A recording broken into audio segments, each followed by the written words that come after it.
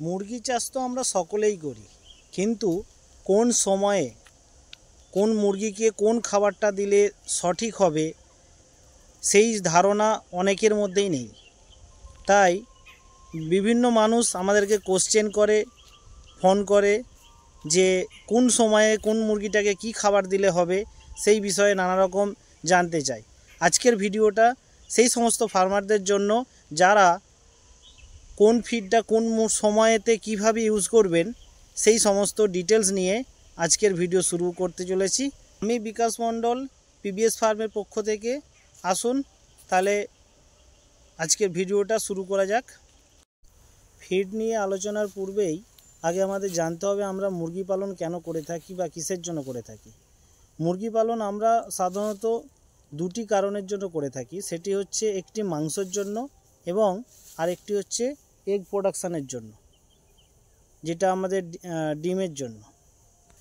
এবং আরেকটি যে কারণে করে থাকি সেটা হচ্ছে ব্রিডিং পারপাসের জন্য, যেটা সাধারণত আমাদের ছোট ফার্মারদের প্রয়োজন হয় না।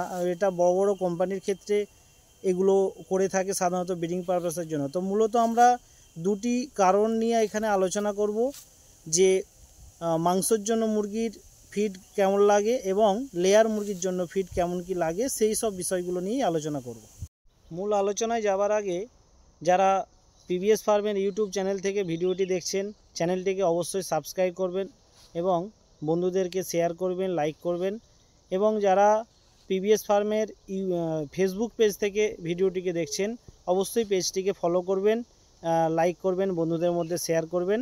মাংসের জন্য মুরগি পালনের ক্ষেত্রে মূলত তিনটে ফিড ইউজ করা হয়, যেটা হচ্ছে প্রি স্টার্টার, স্টার্টার এবং ফিনিশার। যদি ব্রয়লার মুরগির কথা বলে থাকি তাহলে প্রথম 10 দিন প্রি স্টার্টার মাল খাওয়াতে হয় এবং তারপর 10 দিন থেকে 25 দিন পর্যন্ত যেটা খাওয়াতে হয় আপনাদের স্টার্টার, এবং 25 দিন থেকে আপ টু সেলিং পর্যন্ত 42 দিন 35 দিন পর্যন্ত আপনার যেটা লাগে সেটা হচ্ছে ফিনিশার প্যালেট। যারা কালার বার্ড চাষ করেন, বিভিন্ন এফএফজি, এসএফজি, সোনালি, এই সমস্ত বার্ড যারা চাষ করেন তাদের ক্ষেত্রে 15 দিন পর্যন্ত প্রি স্টার্টার খাওয়াতে হয়, যেটা বাচ্চা মুরগির খাবার। আপনাদের এখানে বলে রাখি, বাচ্চা মুরগির খাবার প্রথমত খুব কম খায়। বাচ্চা মুরগি প্রথমে খুব খাবার কম খায়। ওই সময়টাই যতটা সম্ভব পারবেন আপনারা পুষ্টি সমৃদ্ধ খাবারটা দিন। মানে প্রি স্টার্টারটা সব থেকে পুষ্টি সমৃদ্ধ খাবার, ওটা আপনারা দেবার চেষ্টা করুন। এরপরে 15 দিন প্রি স্টার্টার দেবার পরে আপনারা অন্তত 1 মাস পর্যন্ত পারলে স্টার্টার খাবারটা খাওয়ান। স্টার্টার খাবার খাওয়ানোর পরে আপনারা ফিনিশার অথবা ফিনিশারের সাথে অন্য আপনাদের ঘরোয়া কিছু খাবার মিক্স করেও খাওয়াতে পারেন, সেটা কালার বার্ডের ক্ষেত্রে। বাট ব্রয়লারের ক্ষেত্রে কন্টিনিউ কিন্তু শুধুমাত্র ম্যাশের উপর করাটাই বেটার। এরপরে ফার্মারদের মধ্যে অনেকটা কনফিউশন মনের মধ্যে তৈরি হয়, কোনটা প্রি স্টার্টার কোনটা স্টার্টার, কী করে তারা চিনবে, কিভাবে তারা খাওয়াবে, বা ফিনিশার কোনটা অনেকে জানে না, চিনেই না। আপনাদের ছবিতে কিছু দেখাবার চেষ্টা করছি, আপনারা একটু দেখবেন। এখানে প্রি স্টার্টার বস্তার গায়েতে পরিষ্কার করে লেখা থাকে broiler pre starter, broiler starter, broiler finisher, ঠিক আছে? এই লেখাগুলো একটু দেখে কিনবেন। কোম্পানি বিভিন্ন রকম কিছু হতে পারে, তাতে কোনো যায় আসে না। আপনারা একটু ব্র্যান্ডেড ভালো কিছু কোম্পানিরই ফিডটা কিনে খাওয়াবেন।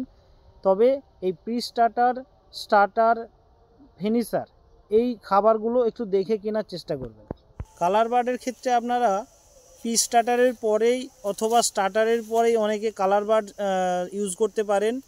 কালার বার্ডের নির্দিষ্ট বেশ কিছু কোম্পানির খাবার রয়েছে এবং একটু দেখে কিনবেন। খুব কম দামি খাবারগুলো আপনারা ইউজ করবেন না, তার কারণ এই খাবার থেকেও বিভিন্ন রকম প্রবলেম আসতে পারে। আপনারা কালার বার্ডের খাবারও বস্তার আপনাদের ছবি আপনি দেখাচ্ছি, সাইডে দেখতে পাচ্ছেন নিশ্চয়ই। তো এই খাবারগুলো আপনারা একটু দেখে কেনার চেষ্টা করবেন। আজকের ভিডিওটা এখানেই শেষ করছি। সাথে থাকার জন্য অশেষ ধন্যবাদ।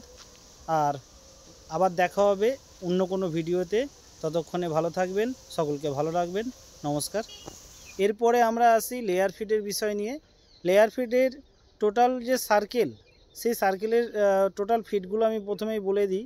প্রথমেই আসে যেটা হচ্ছে এলসিসি, লেয়ার চিক্স ক্রামস বা লেয়ার প্রি স্টার্টার, যেটা বাচ্চা মুরগির খাবার।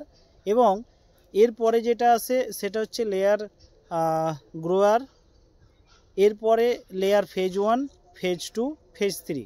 এই হচ্ছে টোটাল লেয়ার ফিডের ফিড সার্কেল, যেটা লেয়ার ফিড আপনাদের খাওয়াতে হয়।